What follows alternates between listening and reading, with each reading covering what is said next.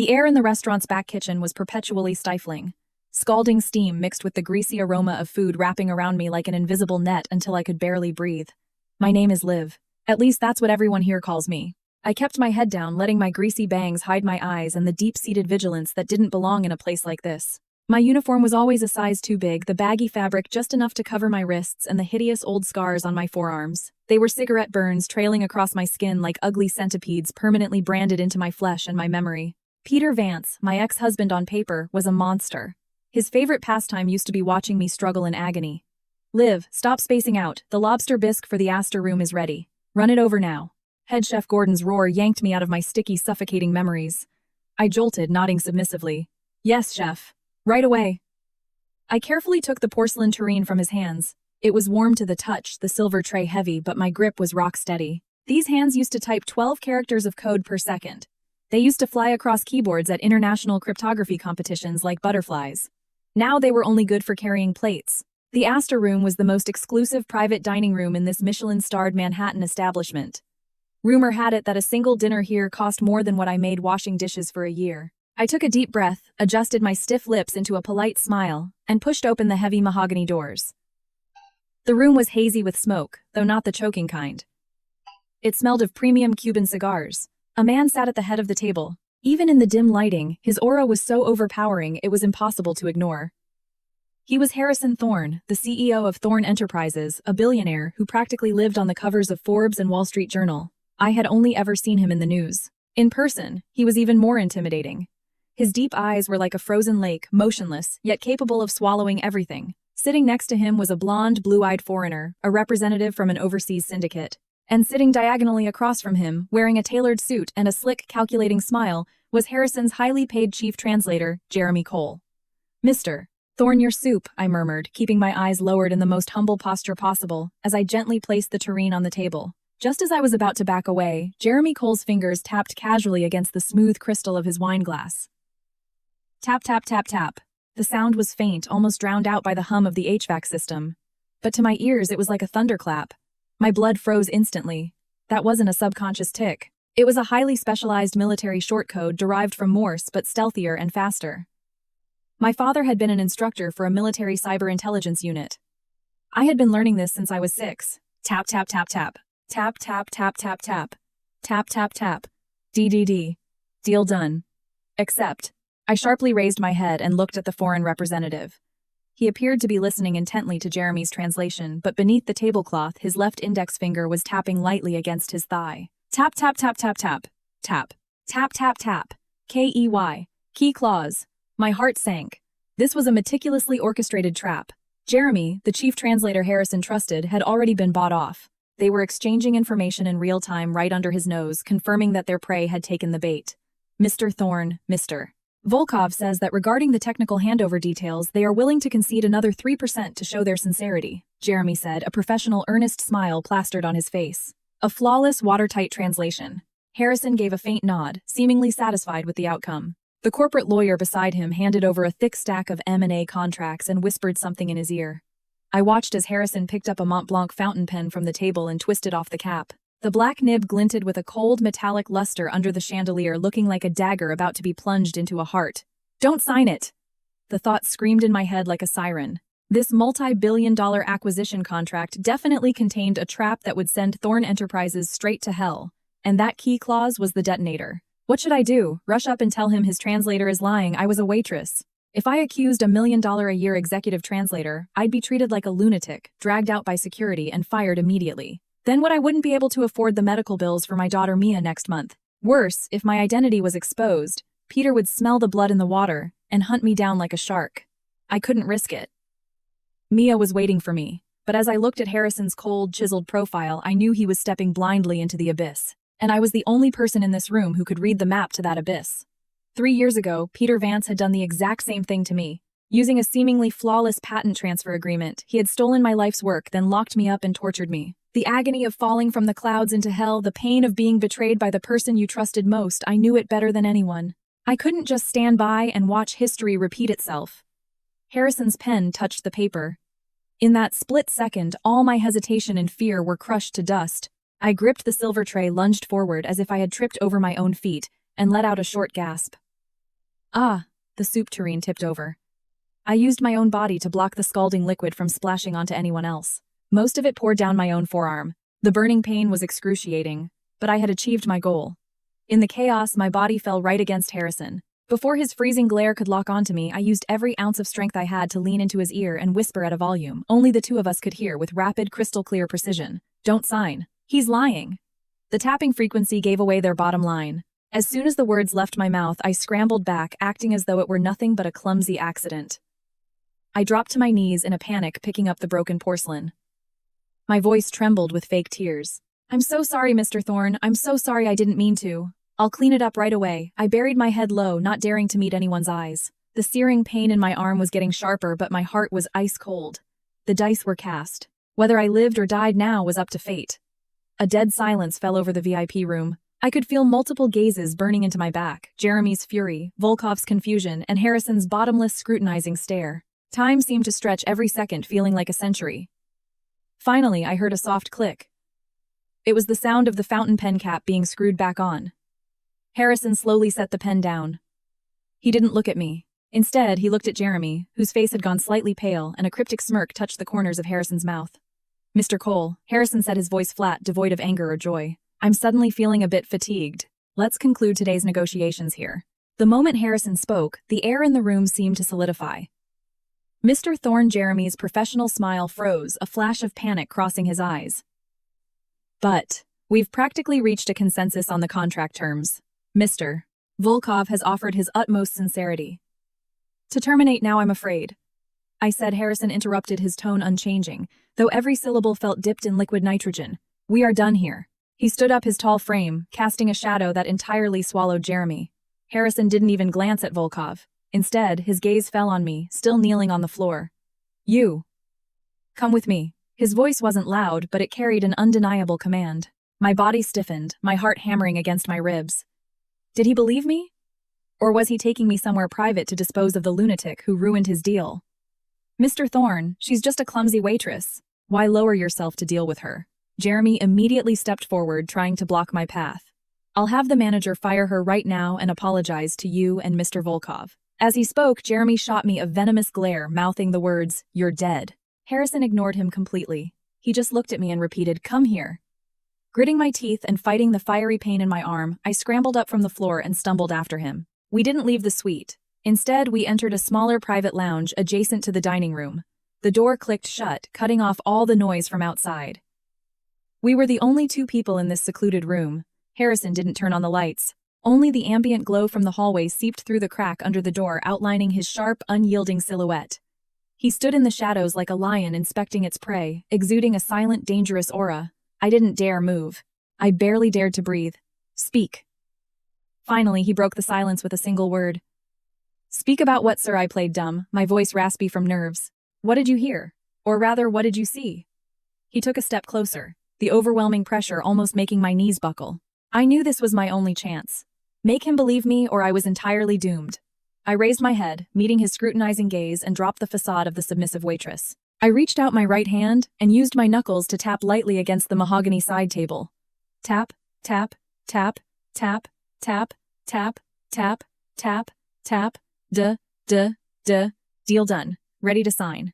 Then I switched to my left hand, using the pad of my finger to mimic the foreigner's soft tapping. Tap, tap, tap, tap, tap, tap, tap, tap, tap, KEY, key clause. They were confirming whether you had overlooked the most fatal trap clause in the contract. My voice was calm, so calm it felt foreign to me. When I finished, the room fell into a deathly silence. Harrison's eyes narrowed in the dark, sharp as blade edges. He stared at me intently, as if trying to see right through my soul. Military-grade decryption skills don't belong to a woman serving soup, he said, enunciating every word. Who exactly are you? That question was a key unlocking the memories I had buried deep. Who was I? I was Olivia Spencer once, the youngest cryptography prodigy in the country. But now I was just a fugitive with a fake name, hiding from a devil washing dishes to pay for my daughter's medical bills. Who I am isn't important, I deflected, my voice trembling slightly. What's important is that your translator is selling you out. You absolutely cannot sign that contract. Just then, frantic knocking came from the door. Mr. Thorne, are you in there? Mr. Volkov is getting very agitated. Please, Harrison scoffed. He yanked the door open. Jeremy stood there looking frantic, but upon seeing the door open, he forced a sycophantic smile. Mr. Thorne, what a misunderstanding. Should I go placate Mr. Volkov while you? Before he could finish, Harrison stepped aside, revealing me standing by the side table. Mr. Cole Harrison's voice was ice. This waitress just performed a very interesting percussion piece for me. Would you like to hear it? Jeremy's face drained of all color. He looked at me in disbelief, then back at Harrison, unable to hide the sheer panic in his eyes. Mr. Thorne. I don't know what you're talking about. He was still trying to bluff. You don't, Harrison smiled, a smile devoid of any warmth. Let me translate it for you. D. Weren't you just telling your masters that I, the big fish, had finally taken the bait? Jeremy's knees gave out and he nearly collapsed onto the carpet. He finally realized that his proudest, most secretive method of communication had been cracked by the most inconspicuous waitress in the room. No, Mr. Thorne, listen to me. This is slander. This crazy woman is talking nonsense. He pointed a shaking finger at me, stammering wildly. She's trying to extort you. Yes, she wants money. Is that so? Harrison walked up to him and reached out gently, straightening Jeremy's crooked tie. The motion was surprisingly tender, but his words were ruthlessly brutal. Jeremy, you've been with me for 3 years. The salary and bonuses I've given you are enough to buy 3 mansions in the Hamptons. Tell me exactly how much did they pay you to make betraying me worth it? I didn't. I swear I didn't. Jeremy was sweating profusely on the verge of tears. Take him away, Harrison ordered the bodyguards waiting in the hall, his tone dismissive. Audit his accounts and his family's accounts. I want to see whose money is so damn appealing. 2 men in black suits stepped in and hoisted the limp Jeremy up like a sack of potatoes. Mr. Thorne, mercy, Mr. Thorne, I was wrong, I'll never do it again, Jeremy shrieked like a slaughtered pig, his voice fading as he was dragged down the corridor.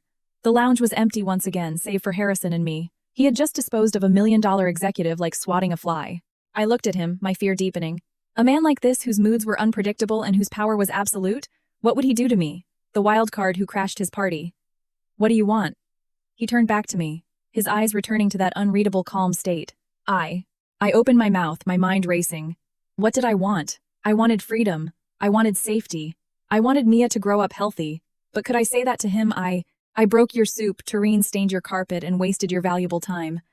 I lowered my head, slipping back into the persona of the lowly waitress. I just wanted to ask, could you advance me $5,000? I can work it off over the next year. My daughter. She's sick. I desperately need money for her surgery.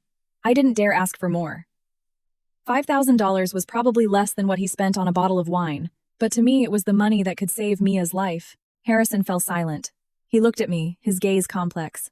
After a long moment, he reached into the inner pocket of his suit jacket, pulled out a thick stack of $100 bills and tossed it onto the mahogany table. There's 10,000 here. Get lost, he said, turning his back and walking out of the lounge without another glance. I stared blankly at the stack of cash that was my salvation, then at his retreating figure. My emotions were entirely tangled. Was he letting me go? Without overthinking it, I grabbed the money and bolted out of the restaurant like a startled rabbit fleeing into the freezing, rainy New York night. I had to leave immediately. Jeremy had been dealt with, which meant his accomplices would soon know I was the one who ruined their plans. More importantly, Peter's hounds might have caught my scent. I had to grab Mia and run again. The rain was pouring down heavily, the icy drops stinging my face like tiny needles. I clutched my jacket tightly around the $10,000 and ran stumbling through the puddles toward my cramped, dark basement apartment in Queens. Mommy, the moment I pushed the creaking door open, a tiny, frail figure launched herself at me. It was Mia, my 5-year-old daughter. She hugged my legs tightly, her little face etched with worry. Mia had developed mild autism after witnessing Peter's violent outbursts. She rarely spoke, but she was more perceptive than anyone. Mia, be good. Mommy's home, I whispered, stroking her soft hair. The terror and exhaustion in my heart dissipated slightly. As long as she was here, I had a reason to keep fighting. I immediately started packing. There wasn't much to pack, just a few worn-out clothes and Mia's favorite stuffed bear. I stuffed the cash into the bear's hidden lining, grabbed Mia's hand, and prepared to flee into the night. But we were too late. When I pushed open the rusting iron gate to the alleyway, several men in black suits were blocking the narrow exit, standing like emotionless statues in the rain. The leader was a man with a scar running down his cheek. I recognized him. It was Rocco Peter Vance's most ruthless enforcer. Miss Spencer. Long time no see. Rocco sneered, revealing a mouthful of smoke-stained teeth. Mr. Vance misses you dearly. He sent us to invite you and the little lady back home. He emphasized the word invite heavily. My heart plummeted straight to rock bottom. They had found me. I instinctively shielded Mia behind my back, my body trembling with pure terror. I'm not going back. We're divorced. We have nothing to do with each other anymore. Whether you have anything to do with him isn't up to you, Rocco said, digging a finger into his ear impatiently. Miss Spencer, don't make us get physical. You know my boys are heavy-handed. If the little lady gets hurt, Mr. Vance would be heartbroken. He cast a vile, suggestive glance at Mia, cowering behind me. It was a naked threat. Right then, the restaurant manager Steve, a middle-aged man who had always seemed relatively kind to me, came jogging out from the other end of the alley. His face was plastered with a fawning, greedy smile. Rocco, sir, she's right here. You see about the reward, Mr. Vance promised me. Rocco waved him off like a buzzing fly. I understood now. It was Steve. For a payout, he had sold me to the devil. Despair washed over me like a tidal wave. I looked at Rocco, stepping closer, looked at the menacing thugs behind him, and felt utterly, hopelessly powerless. I had been running for 3 years, hiding in the shadows like a rat, only to be cornered in this filthy, dead-end alley. Mommy. I'm scared, Mia whimpered softly behind me. I took a deep breath and pulled Mia tightly into my arms. Even if it killed me, I had to protect her. Don't touch her! I shrieked at Rocco, my voice sharp with desperation. Rocco sneered, reaching a massive hand out to grab me. But in that hair-raising moment, the low, powerful roar of engines tore through the rainy night, rapidly approaching from the street. The dim light at the alley's entrance was suddenly eclipsed by massive shadows. Everyone instinctively turned to look. And everyone froze. The narrow street was suddenly choked with a convoy of identical pitch-black cars. The silver spirit of ecstasy hood ornaments gleamed with a cold aristocratic light under the street lamps. Rolls-Royce Phantoms. Not one. Not two. An entire fleet of 20 black Rolls-Royces had silently sealed off the entire block like a coiled black dragon. The headlights snapped on in unison, cutting through the rain like snow-white blades, illuminating the filthy alleyway as bright as day. Simultaneously, the doors of every vehicle opened. Bodyguards in tailored black suits and white gloves stepped out. Their movements were perfectly synchronized, their faces emotionless like a highly trained private army. They quickly formed lines on both sides of the street, blocking out the few gawking pedestrians. It was a display of power straight out of a mob movie, only infinitely more extravagant. Rocco and his street thugs were dumbfounded. They had never seen anything like this in their lives. Steve, the rat manager, was so terrified his legs gave out, and he collapsed right into a muddy puddle. Under the shocked gazes of everyone present, the rear door of the center vehicle was respectfully opened by a bodyguard. A massive black umbrella emerged, first rain beating off its surface. Then a polished black leather shoe stepped onto the wet pavement without making a splash. A man slowly emerged from the car holding the umbrella and walked toward us step by step. It was Harrison Thorne. He wasn't wearing a suit today, but a perfectly tailored black trench coat that accentuated his commanding height. The rain had dampened his hair, a few black strands clinging to his forehead, adding an indescribable lethal magnetism to his chiseled face. He looked like a god walking out of the darkness, descending upon this slum with the force of a thunderbolt. He ignored Rocco, whose face had been drained of color. He ignored the manager shivering on the ground. His deep gaze pierced through the rain and landed squarely on me. He walked right up to me, the massive black umbrella shielding both me and Mia from the freezing downpour. Then in front of everyone he held out a crisp gold-embossed offer letter. Chief Information Security Officer at Thorne Enterprises. His voice wasn't loud, but it echoed clearly in everyone's ears, striking like a thunderbolt. An annual salary of $2 million. A luxury penthouse in Manhattan. A company car and driver. The company will fully cover your daughter's medical expenses and elite private education. He paused, looking at my wide, shocked eyes, and the corner of his mouth curved into an arrogant smirk. Olivia Spencer. Are you getting in the car, Olivia Spencer? He called me by my real name. I froze. In my arms, Mia stopped crying. She looked up with her big eyes staring curiously at the towering man in front of her. As for Rocco, the moment he heard the name Olivia Spencer and $2 million salary, the last drop of blood vanished from his face. Stupid as he was, he realized he had just kicked a titanium wall. Mr. Thorne. Rocco's voice shook like a leaf. It's a misunderstanding. A total misunderstanding. Harrison finally pulled his gaze away from me and shot Rocco a freezing side-eye. You dare touch my people. Just one sentence. He didn't even raise his voice, but it made Rocco experience a level of primal terror he had never known. He dropped to his knees in the dirty puddle, bowing furiously. Mercy, Mr. Thorne, I was blind. It was Peter Vance. Vance told me to come. It has nothing to do with me. Harrison didn't waste another breath on him. His gaze returned to me, carrying a hint of inquiry. Are you getting in? He asked again. I looked at him. I looked at the 20 Rolls-Royces behind him, representing absolute power and unimaginable wealth. I looked at Rocco groveling in the mud like a dog. 3 years on the run. 3 years of humiliation. 3 years of waking up in cold sweats. In this exact moment, it all felt like a sick joke. I had no reason to refuse. I straightened my back, which had grown slightly hunched from years of bowing to others, and pulled Mia tighter against my chest. Meeting Harrison's gaze, I nodded. I'm getting in. The heavy door of the Rolls-Royce closed in front of me, completely severing us from the wind, the rain, and the chaos outside. The interior was warm and dry, smelling of expensive leather and a faint hint of sandalwood. Mia, exhausted by the ordeal, quickly fell asleep in my arms, her breathing evening out. I stared out the window at the blurring city lights, my mind still reeling with a sense of unreality. Just a few hours ago, I was a dishwasher betting my life for a $10,000 advance.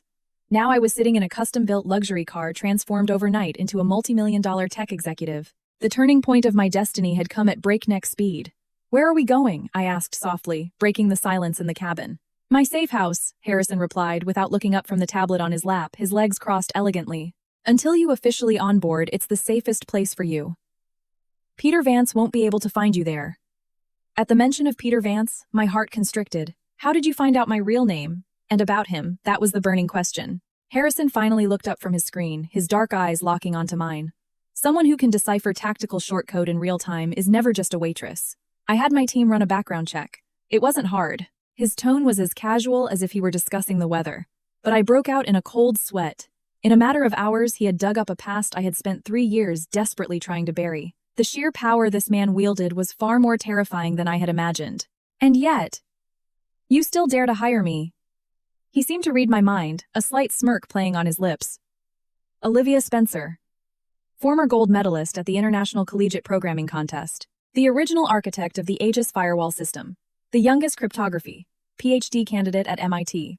Though your digital footprint was wiped clean 3 years ago, the internet never truly forgets. With every word he spoke, my heart sank deeper. These credentials, which used to be my greatest pride, now felt like shackles reminding me of an unbearable past. The Aegis system, he paused, his eyes sharpening. It is currently the core product of Apex Technologies, your ex-husband's company. It brought him a multi-billion-dollar market cap. But from what I've gathered, the patent application date suspiciously aligns with the period you took a leave of absence from MIT and became his hidden wife. And you, the original creator of the system, haven't seen a single dime from it. His words were like a scalpel, surgically slicing open my bloodiest wounds. That's all. In the past. I lowered my eyes, my voice hoarse. No, Harrison countered. That is not the past. That is your stolen life. And now I'm giving you the platform to take it back. The car glided to a halt in front of a sprawling, ultra-modern estate, located in upstate New York, far from the prying eyes of the city. The security here was draconian. We had passed through 3 heavily armed checkpoints just to enter the perimeter. The mansion featured massive floor-to-ceiling windows, offering a panoramic view of the Hudson Valley. A sharp-looking middle-aged housekeeper came out to greet us respectfully, taking the sleeping Mia from my arms. Martha, get the child settled, Harrison instructed. Thorn. I followed Harrison inside. Everything here felt as if it had been prepped exclusively for me. The walk-in closet was stocked with brand-new high-end designer businesswear ranging from tailored suits to evening gowns, all perfectly my size. The vanity was lined with top-tier skincare and makeup. Take a shower and change. Harrison stood in the doorway, making no move to enter. I'll be waiting for you in the study in an hour. I looked at my reflection in the mirror. My skin was sallow, my hair brittle, my eyes brimming with lingering panic and exhaustion. I truly looked entirely unworthy of the title Chief Information Security Officer. The hot water blasted over me, washing away the grime and the humiliation I had accumulated over the last 3 years. I took a pair of scissors and chopped off the ragged, overgrown hair I had used to hide my face, leaving a sharp, clean bob. I used concealer to carefully cover the scars on my face and applied a sharp, professional layer of makeup. When I stepped out of the bathroom wearing a pristine white silk blouse and tailored black slacks, the woman in the mirror felt both familiar and alien. The cowardice and subservience had been scrubbed away, replaced by the cold, calculating confidence that belonged exclusively to Olivia Spencer. An hour later, I walked into the study right on time. It was a massive room with floor-to-ceiling bookshelves on one side and a wall of glass looking out over the dark, sprawling forest on the other. Harrison sat behind a massive desk. When he saw me, a fleeting flash of genuine surprise crossed his eyes, though he quickly masked it. Sit. He didn't give me any corporate culture speeches or force me to sign a stack of NDAs. Instead, he slid a sleek silver laptop across the desk toward me. These are the 3 largest security vulnerabilities currently threatening Thorn Enterprises' internal network. One is from an Eastern European hacker syndicate. One is from a corporate rival. The third is of unknown origin, but its methodology is the most advanced and the most lethal. He looked at me without a trace of sympathy or pity. It was a cold, calculating evaluation. Prove to me that you're worth $2 million, he said, his voice calm, but carrying the weight of an anvil. Then, use your own methods to bite him to death. Him, of course, meant Peter Vance. I understood. Harrison Thorne wasn't running a charity. Saving me and hiring me was an investment. He saw the genius that had been buried, and he saw the white-hot hatred I harbored for Peter. He wanted me to become the sharpest knife in his arsenal to slit the throat of his corporate rival. It was a fair trade. I liked this kind of fairness. I reached out and opened the laptop. The cold metallic touch beneath my fingertips sent a shock of familiarity racing through my veins. Boot up! Network connect. Command prompt. My fingers began to dance across the keys, producing a rapid, rhythmic clatter. Lines of complex code cascaded down the screen like a digital waterfall. I didn't even need to think. The syntax and logic gates were carved into my very bones. 10 minutes later, I stopped typing. The first vulnerability was a logic trap in your firewall. They used a clever IP spoofing technique to bypass standard detection. I've patched it, ran a reverse trace, and locked onto their physical MAC address in Romania. I turned the laptop toward him. The second vulnerability was internal privilege abuse. Your VP of marketing has been using his company machine to browse an encrypted dark web marketplace. Here are his browsing logs from the past 3 months and his transaction receipts. Finally, I clicked open the third folder. As for the third, unknown attack. I looked up, meeting Harrison's gaze, dead on, speaking word by word. It's not an external attack. It's a super backdoor built directly into the Aegis system you procured. And the highest level access to that backdoor is controlled by one person. Who? Peter Vance. Harrison's pupils contracted sharply. Seeing the rare look of absolute shock on his face brought a surge of vindictive pleasure to my chest. I built the Aegis system. I know every backdoor, every string of code like the back of my hand, I said, my voice ice cold. Peter thinks he stole a gold mine. He doesn't know that I've been holding the detonator this whole time. From this moment on, Thorne Enterprises' network is an impenetrable fortress. And the countdown to Apex Technologies' doomsday has officially begun. The next day, I made my public debut as the Chief Information Security Officer of Thorne Enterprises. The news sent a shockwave through the New York business and tech sectors. No one knew where this Olivia Spencer had come from. An unknown woman parachuting into such a critical role at a titan like Thorne Enterprises was unheard of. The most shocked person of all had to be Peter Vance. I could easily picture the spectacular expression on his face when he saw my photo in the news. A paranoid megalomaniac like him would instantly realize that I hadn't just been saved by some random Good Samaritan. I had found a new, unimaginably powerful patron. Sure enough, that afternoon, I received a call from Harrison's executive assistant. Miss Spencer, Apex Technologies is hosting a product launch event tomorrow at 3 p.m. at the Javits Center. They are launching what they claim is the world's most secure enterprise firewall system, Aegis 2. Mr. Thorne's directive is that he would like you to represent Thorne Enterprises and go observe the event. The assistant emphasized the word observe with heavy implication. I knew this was the first stage Harrison had set for me. It was my official declaration of war against Peter. Understood. I'll be there. I hung up the phone, a cold sneer forming on my lips. Aegis 2. Peter was an empty suit. Other than stealing my work, he had zero actual R&D capabilities. This so-called 2.0 version was undoubtedly just a flashy UI patched over the unfinished beta architecture I had left behind. Calling a system riddled with logic flaws and backdoors the world's most secure was the ultimate joke. The next afternoon, I arrived punctually at the Javits Center. I wore a sharply tailored stark white designer suit. My hair was pulled back into a sleek chignon, my makeup immaculate and intimidating. The moment I stepped into the venue, I drew every eye in the room. Flashbulbs erupted around me like a tidal wave as tech journalists swarmed forward, shoving microphones in my face. Miss Spencer, is it true you came out of nowhere? What is your relationship with Mr. Thorne, Miss Spencer? What are your thoughts on Apex Tech's Aegis 2 will Thorne Enterprises consider a procurement deal? I answered none of them. Maintaining a polite but icy smile, I walked flanked by Thorne bodyguards to my reserved seat in the VIP front row. My seat was directly facing the main stage. Soon, Peter Vance strode onto the stage, oozing arrogant confidence. He wore a custom Tom Ford suit, his hair slicked back perfectly. He looked the part of the visionary CEO, but when his eyes swept over the VIP section and met mine, his triumphant smile noticeably stiffened. Yet he quickly recovered, even flashing me a look of feigned melancholic affection. I knew exactly what he was doing. He wanted to play the heartbroken victim in front of the press, trying to use our past relationship to rattle me. Thank you all members of the press and esteemed industry colleagues for attending Apex Technologies' launch event today. Peter's voice boomed through the PA system. Today I am bringing you a revolutionary product, Aegis 2. He began to spout corporate jargon using flashy graphics and completely fabricated data to boast about the system's impenetrable defenses. I sat there quietly watching him like I was observing a clown performing a cheap magic trick.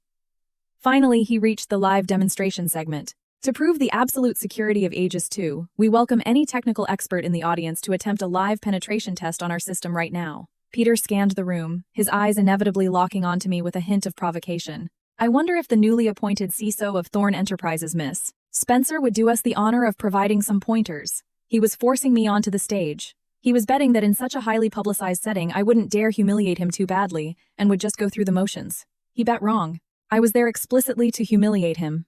I stood up and slowly walked onto the stage under the collective gaze of 1,000 attendees. Since Mr. Vance is so insistent, I'd be happy to indulge you. I took the laptop offered by a staff member. My voice wasn't loud, but it cut through the murmurs in the hall effortlessly. Peter looked at me, a warning flashing in his eyes. He lowered his voice, leaning in so only I could hear.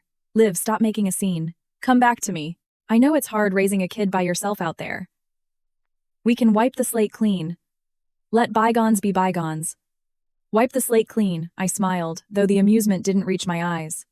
Mr. Vance, you stole my life, locked me in a house for 3 years, and nearly beat me to death. And now you're talking about wiping the slate clean. His face instantly turned an ugly shade of purple. I ignored him, focusing my attention on the laptop. I didn't even bother navigating his flashy demonstration GUI.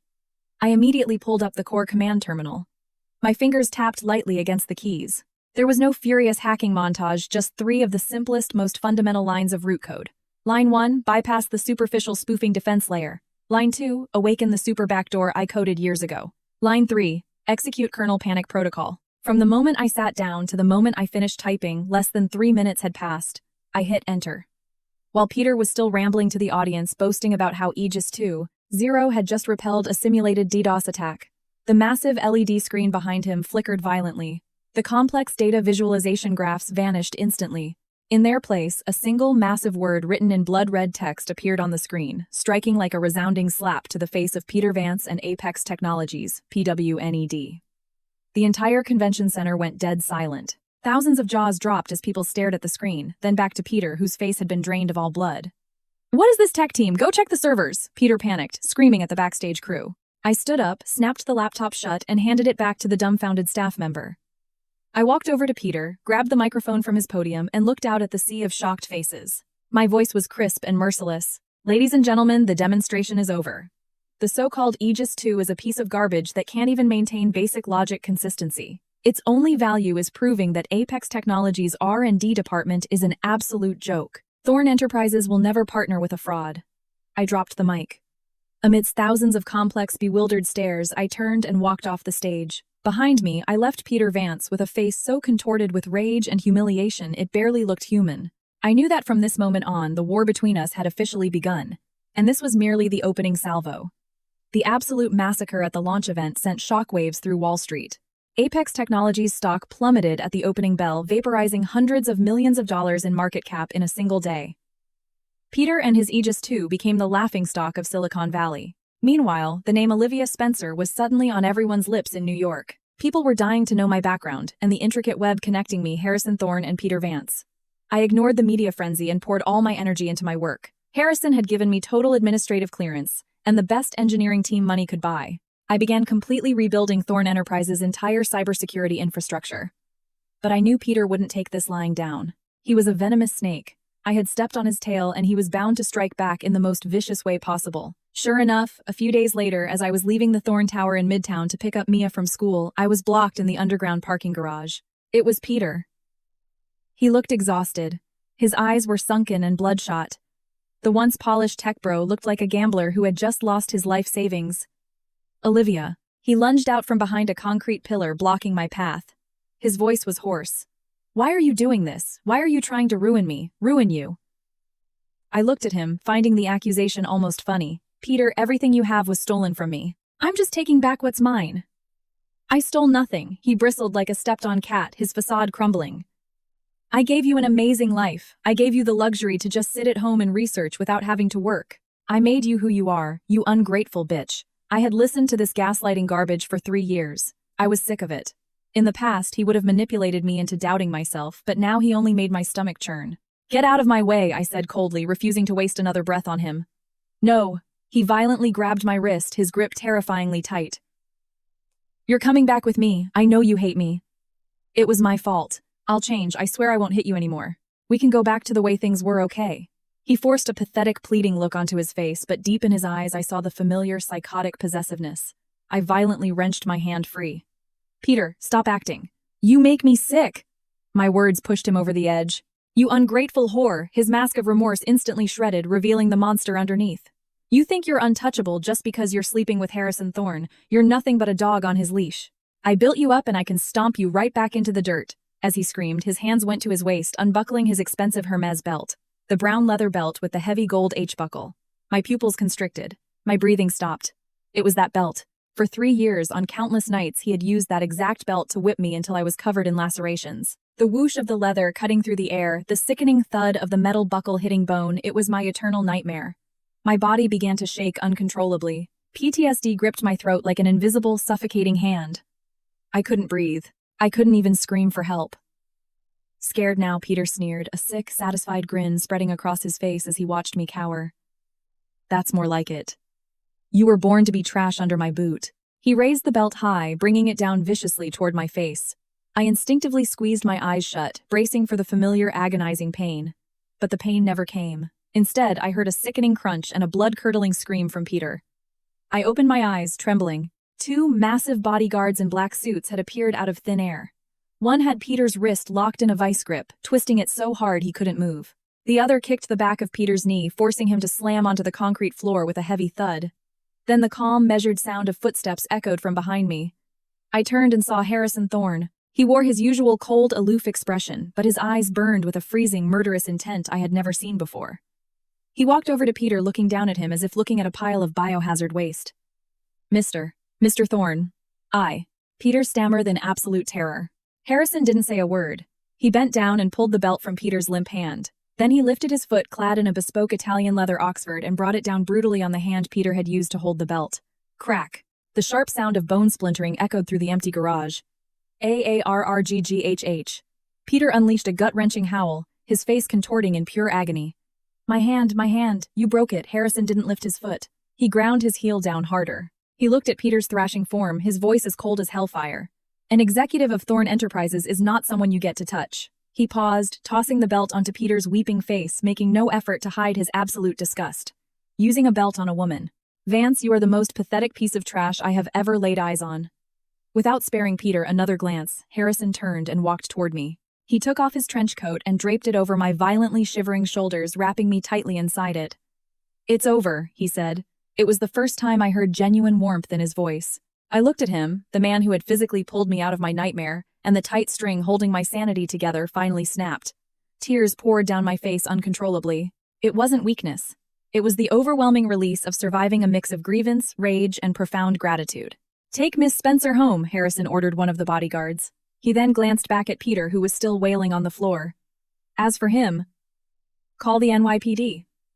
Tell them it was an unprovoked assault, and notify my legal team. I want him sued into absolute bankruptcy." "Yes, sir." I was escorted into the back of an SUV. As we pulled away, I looked in the rearview mirror and saw Peter being dragged up by security, waiting for the police. The face that used to paralyze me with fear now only held pathetic despair. I knew it was truly over for him. And I could finally say goodbye to the darkest chapter of my life. A fractured hand and an assault charge were enough to keep Peter Vance in a holding cell at Rikers Island for a few days. Meanwhile, Harrison's legal armada launched a blitzkrieg against him, filing lawsuits for intellectual property theft, corporate defamation, and domestic abuse. I handed over 3 years' worth of evidence, medical reports, audio recordings, and the vile, threatening texts he had sent me. Peter panicked. He knew that if the domestic abuse charges stuck, his carefully curated tech visionary family man persona would be annihilated and Apex Tech would die with it, so he launched a pathetic PR counteroffensive. He poured millions into hiring bot farms and sleazy tabloid writers to flood the internet with spin. He painted himself as the victim of a gold-digging ex-wife.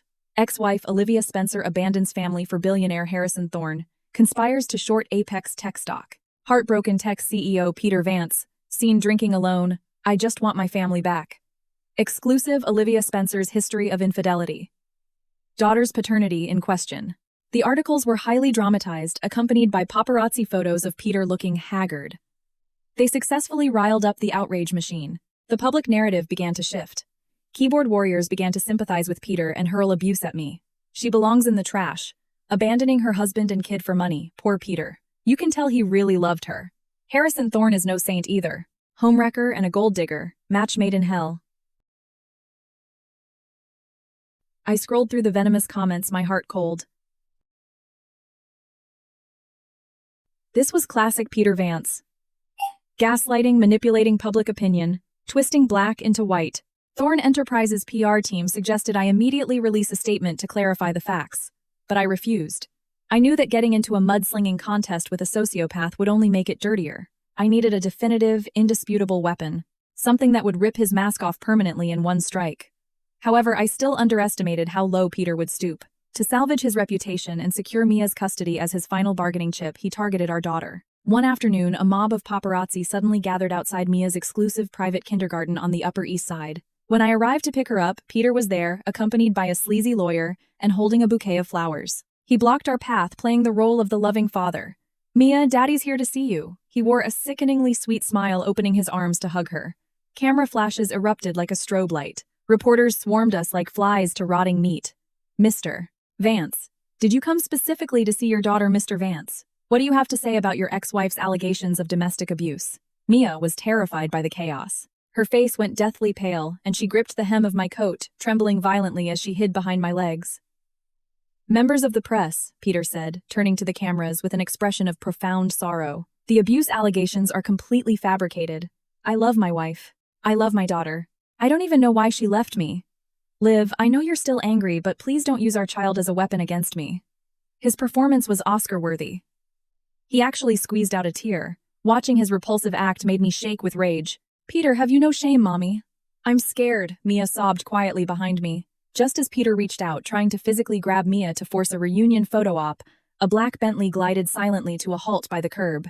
The door swung open, and Harrison Thorne stepped out. He didn't have his security detail today. He was alone. But his sheer presence was enough to command the entire street. The reporters' cameras instinctively pivoted toward him. He ignored them all, walking straight to us. Without a word, he scooped the terrified Mia up into his arms, shielding her against his chest. Uncle Harrison, seeing him, Mia felt safe. She sobbed, wrapping her little arms tightly around his neck. "Mr. Thorne, this is a family matter." "Keep out of it," Peter hissed, jealousy and pure venom flashing in his eyes. Harrison didn't even look at him. He lowered his head and gently wiped Mia's tears away. "Don't cry, Mia. Tell Uncle Harrison. Who do you want to be with?" His voice was softer than I had ever heard it. Every camera, every microphone, every pair of eyes locked onto the 5-year-old girl. Mia lifted her head, her big clear eyes still shining with tears. She looked at her biological father wearing his fake loving smile. Then she looked at Harrison holding her securely. And then, in front of the live feeds of a dozen media outlets, the little girl spoke in a fragile but incredibly clear voice. "Bad daddy. He hits Mommy. He hits her with the belt. Until she bleeds. I don't want bad daddy." She paused, her tiny hands clutching Harrison's lapel like a lifeline. "Uncle Harrison doesn't hit. Uncle Harrison is Superman." Out of the mouths of babes. The testimony of a traumatized 5-year-old was vastly more powerful and more heartbreaking than any adult's PR statement. The entire street fell completely silent. The reporters who had just been hounding me lowered their microphones. They looked at Peter, their eyes filling with disgust and fury. Peter's face went from flushed to pale to a sickly corpse-like gray. All his spin, all his lies were instantly vaporized by a child's innocent, brutal truth. He was exposed completely and utterly destroyed. Social death in real time. Harrison, holding Mia, threw a freezing glare at the paralyzed Peter Vance. Then he looked at the cameras. His voice was calm but struck like a judge's gavel. "Ladies and gentlemen, I believe you have your headline. From today onward, Olivia Spencer and her daughter are under my protection. Anyone who dares harm them in any way will find themselves at war with Thorne Enterprises." With that, he carried Mia, guided me to the Bentley, and drove away, leaving a stunned crowd in our wake. Inside the car, Mia, exhausted from crying, fell asleep against Harrison's shoulder. I looked out the window. The sunset was painting the Manhattan skyline a warm orange. The 3-year nightmare was finally decisively ending. I turned my head to look at the man sitting next to me, the man with the sharp jawline holding my daughter. "Thank you," I whispered. It was the first time I had thanked him so sincerely. Not for the $2 million salary, not for the penthouse, but because in my absolute darkest moment, he had given me and Mia a safe harbor. Harrison didn't turn his head, merely giving a low, "Peter won't just let this go," he said, staring at the road, his eyes dark. "A cornered dog will bite." I knew what he meant. A man pushed to the absolute edge is capable of anything. I know I clenched my fists, which is why before he can bite, I have to throw him off the cliff. My revenge isn't over yet. Mia's words at the kindergarten spread across social media like a virus. Every second of that video battered the public consciousness. Overnight, Peter Vance went from a visionary CEO to a universally despised wife-beating monster.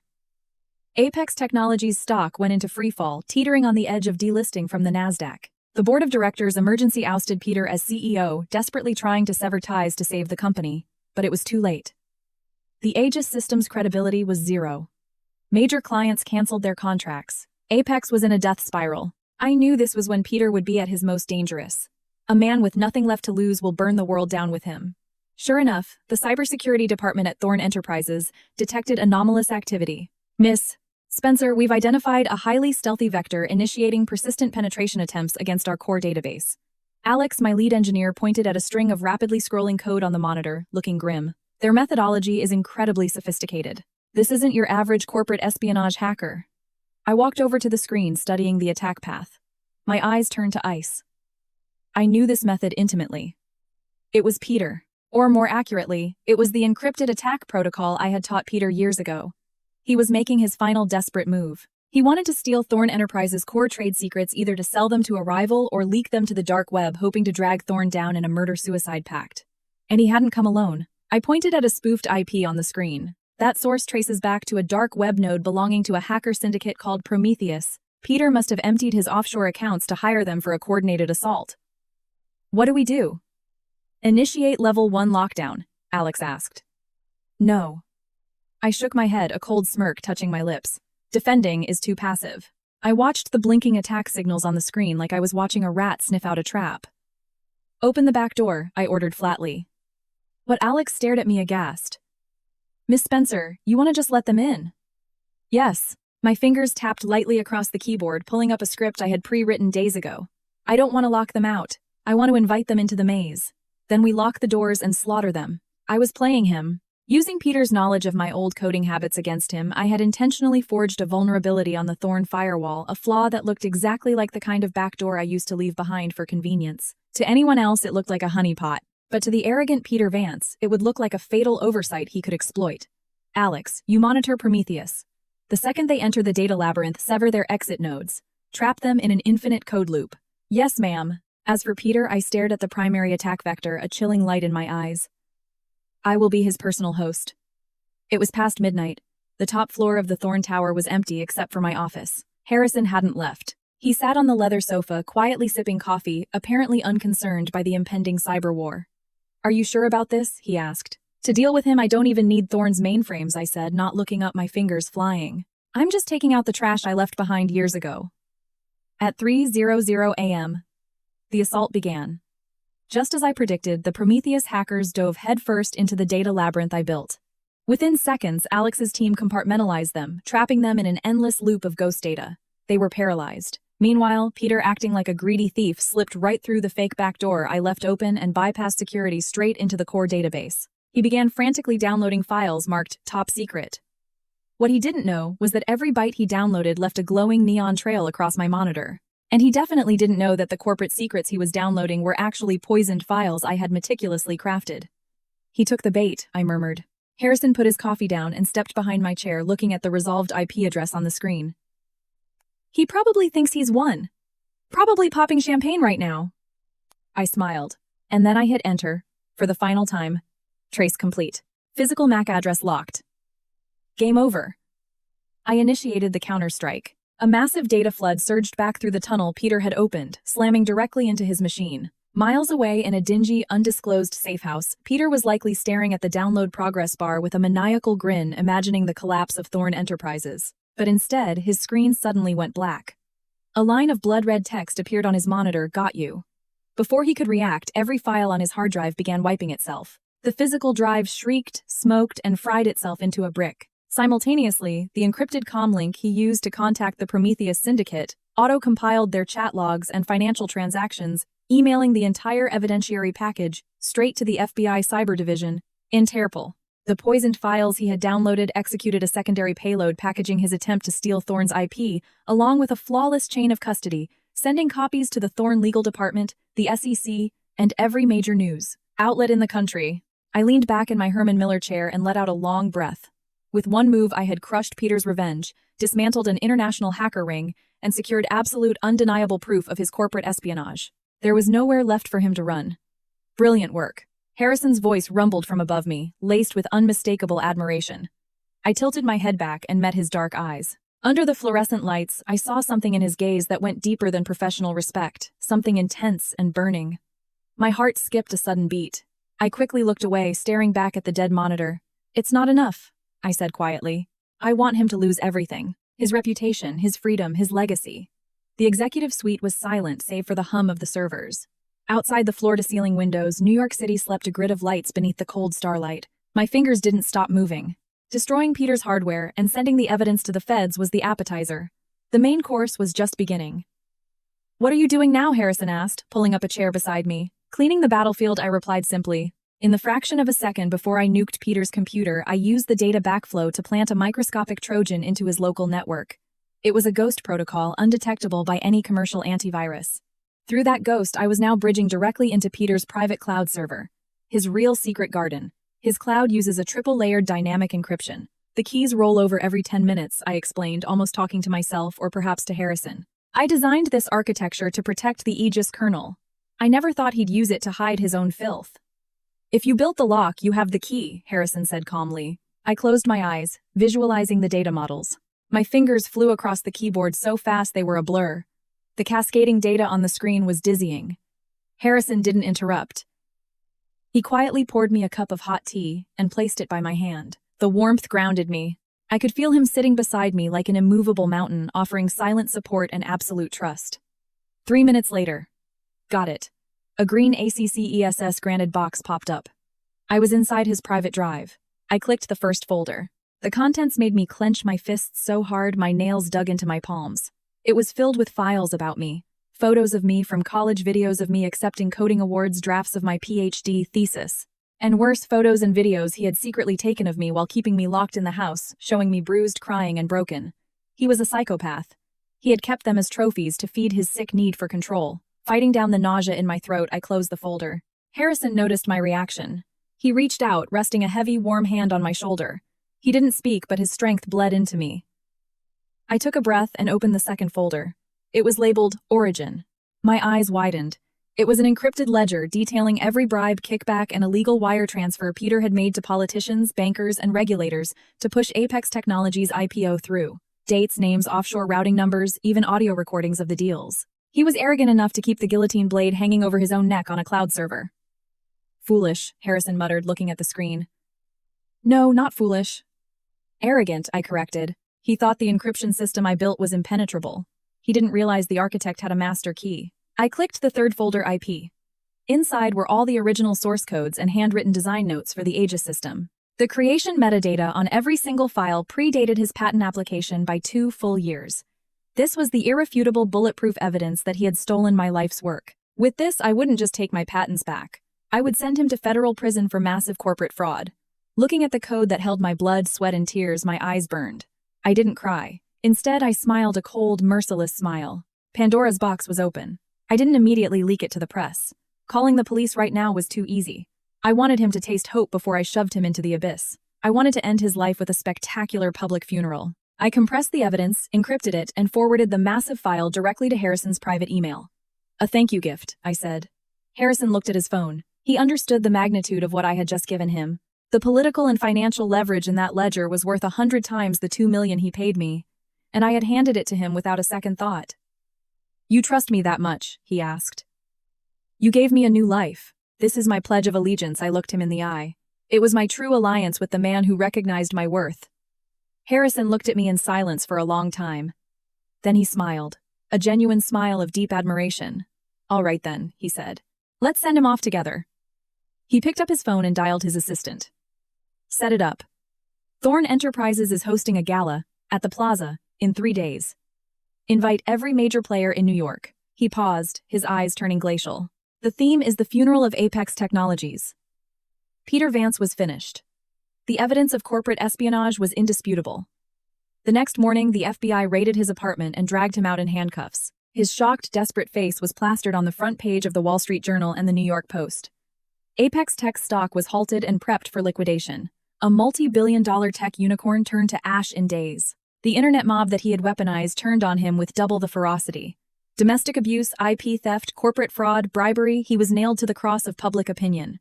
I thought it was over, but I underestimated the madness of a cornered sociopath. The day after his arrest, Harrison received an emergency call. "What did you say?" Harrison's face turned ashen.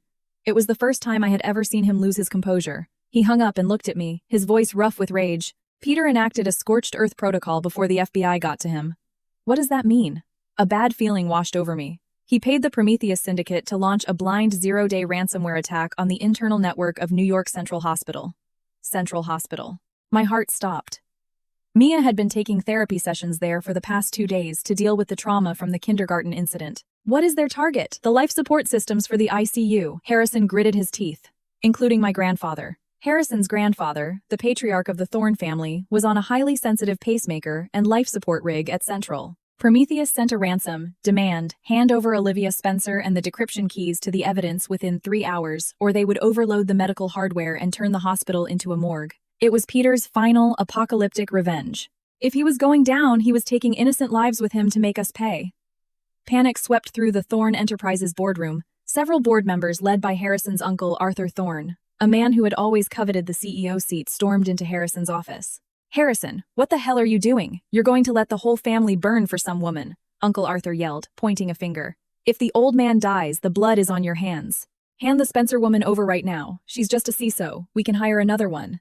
The old man's life is on the line," they clamored, demanding I be sacrificed. To them, I was just a pawn. I stood in the corner, my blood running cold.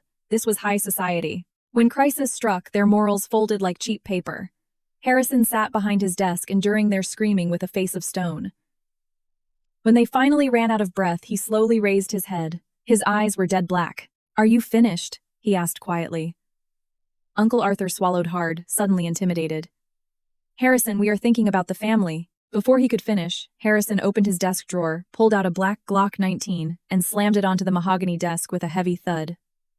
The office went graveyard silent. Everyone froze. Harrison stood up slowly, picked up the gun, and racked the slide. He aimed the cold muzzle directly at his uncle. I will say this exactly once. His voice was practically a whisper, but it carried the weight of a death sentence. "She is mine. Anyone who tries to touch her dies." Uncle Arthur's face turned paper white and his knees buckled. The board members remembered who they were dealing with. Harrison Thorne wasn't just a CEO. He was the ruthless predator of Wall Street, a man who had metaphorically and perhaps literally spilled blood to build his empire. "Get the hell out of my office." The board members scrambled out like frightened rats. The office was quiet again. I looked at this man standing there with a gun, ready to go to war with his own bloodline to protect me. I owed him a debt I could never repay in this lifetime. But now was not the time for sentiment. I walked up to him, looking him dead in the eye. "I don't need you to protect me with a gun." He frowned. I took the Glock from his hand, flicked the safety on, and set it on the desk. "Because I can handle this myself." I turned toward the door, heading for my battlefield. "Give me 2 hours." My voice was vibrating with absolute confidence. "I'm not just going to save everyone in that hospital. I'm going to teach this Prometheus what a real god looks like. Because in the world of cryptography, I am the only deity." This wasn't a real crisis. Not to me. Peter and Prometheus's little team-up was a script I had already read. But I needed this crisis. I needed it to test loyalties, and I needed it as the stage for my final judgment. Harrison sat in his office, watching my live feed from the server room. Seeing him risk his empire for me had melted the last glacier around my heart. He passed my test. Now it was my turn. I locked myself inside Thorne Enterprises' primary server farm. This was the brain of the company housing the most powerful quantum-capable supercomputers on the eastern seaboard. "Miss Spencer, their firewall is military grade. We've tried every brute force and backdoor vector we can't break through," Alex said through my earpiece, sounding defeated. "Conventional methods are for mortals," I said, putting on my noise-canceling headphones. "To kill a god, you need magic." I didn't attack Prometheus's firewall. That was a waste of time. I was going to pull the plug on their universe. I pulled up the NYC grid maps, power distribution, cellular towers, and subterranean fiber optic cables. Prometheus was smart. They knew IP tracing wouldn't work. They were physically hardwired into a blind node somewhere. My fingers turned into a blur. I became an extension of the supercomputer, sifting through petabytes of data, hunting for a single anomalous fluctuation in the city's grid. Time ticked down.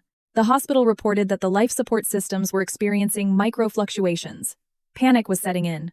But Harrison just sat in his office watching my screen, saying nothing. He gave me his absolute trust. I would not fail him. Found him. With 10 minutes left on the clock, I locked onto the signal. It was coming from an abandoned weather station in the Catskills, tapping into a decommissioned military fiber line. A cunning rabbit has 3 burrows, but I had just caved in the ceiling. Alex, initiate Protocol Ragnarok, I commanded. Protocol Ragnarok was the ultimate defense I had secretly built for Thorn. It wasn't a wall. It was a digital black hole. Anyone who entered without authorization would have their computing power instantly cannibalized and assimilated. Copy that. The supercomputers around me hummed like jet engines. Miles away in the Catskills, a blonde hacker Prometheus himself was sipping an espresso, grinning at the chaos he was causing at the hospital. He prepared to hit the final execute command, but as his finger grazed the enter key, his monitor flashed blood red. A massive, swirling vortex of black code materialized on his screen, devouring his operating system. Prometheus panicked. He tried to kill his connection, but his keyboard was locked out. He tried to yank the power cord, but the station's grid had been hijacked. He was being reverse-hacked with an algorithm so advanced it looked like alien technology. "Who the fuck are you?" he screamed at his dead monitors. A single elegant line of text typed itself across his screen, the one who judges false gods. Every file on Prometheus's servers, including years of dark web ledgers and illicit contracts, was compressed and forwarded to the NSA. Then I commanded his server's cooling fans to reverse while maxing out the CPU voltage. Boom! The server racks inside the weather station violently detonated, sparking a fire. Simultaneously, at Central Hospital, the monitors beeped steadily. The life support system stabilized. The ransomware evaporated. A catastrophe had been averted with 10 seconds to spare. I took off my headphones and leaned back, exhaling deeply. The server room door opened, and Harrison walked in. The look in his eyes was overwhelming, shock, pride, and an intense burning heat. "It's over," I said. "No," he walked up to me and shook his head. "The best part is about to begin." When I walked out of the server room, the executive floor was in chaos. Uncle Arthur and his cronies were shouting at Harrison's assistant. "If the old man dies, the board will have Harrison's head." Arthur was practically frothing at the mouth. Arthur spotted me and pointed a trembling finger. "You jinx. You have the nerve to show your face. If my father suffers, I'll skin you alive." I didn't even give him the dignity of a response. I checked my Cartier watch, pulled out my phone, dialed the chief of medicine at Central Hospital, and put it on speaker. "Miss Spencer." Thank God the chief's voice blared through the hallway, breathless with relief. "It's a miracle. The systems are back online. The patients are stable. Mr. Thorne Sr. is perfectly fine." The hallway went dead silent. The board members stared at my phone like it was an alien artifact. Uncle Arthur's mouth was hanging open wide enough to catch a fly. Uncle Arthur Harrison's voice came from behind me, cold and sharp. Arthur snapped out of it instantly, plastering on a fake fawning smile. "Harrison. Oh, thank heavens, I was just so worried." "Wow, miss. Spencer is truly brilliant. A blessing to the Thorne family." The hypocrisy was nauseating. Harrison ignored him entirely. He took off his suit jacket and draped it over my shoulders, which were cold from the hyper-air-conditioned server room.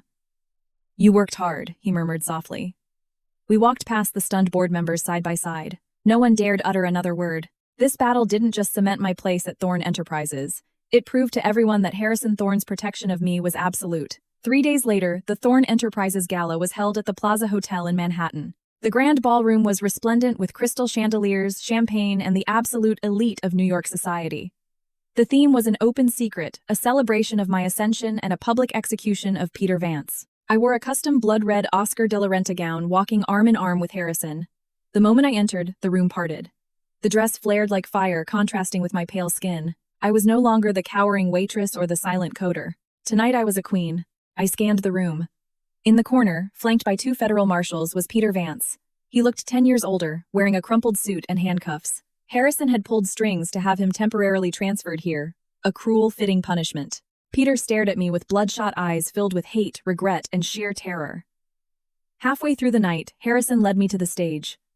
"Thank you all for coming," Harrison spoke into the microphone. He turned to me, his eyes softening. "Tonight I only want to introduce one person. Olivia Spencer. My queen." The applause was thunderous. I took the mic, looking down at the crowd, and finally locked eyes with the pathetic man in handcuffs. 3 years ago, I was stripped of everything. My work was stolen, I was imprisoned, and I lived in terror. My voice echoed clearly through the ballroom. Today, I stand here to tell the man who did that to me, I wrote your code. I built your empire. And today, I tore it down. The room fell into a chilling silence.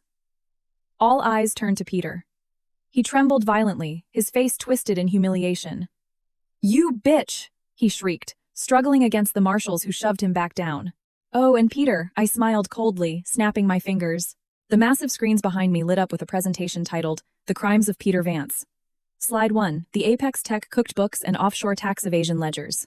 Slide 2, the bribery records implicating several politicians who were coincidentally absent from the gala tonight. Slide 3, my original Aegis source code dated 2 years prior to his patent filing. Slide 4, the medical reports photos of my belt whipped back and an audio recording playing over the speakers. "You're just a dog I keep, I own you. Try to run again and I'll break your legs and kill that bastard kid of yours," Peter's psychotic voice echoed through the Plaza Hotel. The crowd gasped in collective horror. The tycoons and socialites who used to shake his hand now looked at him like he was a cockroach.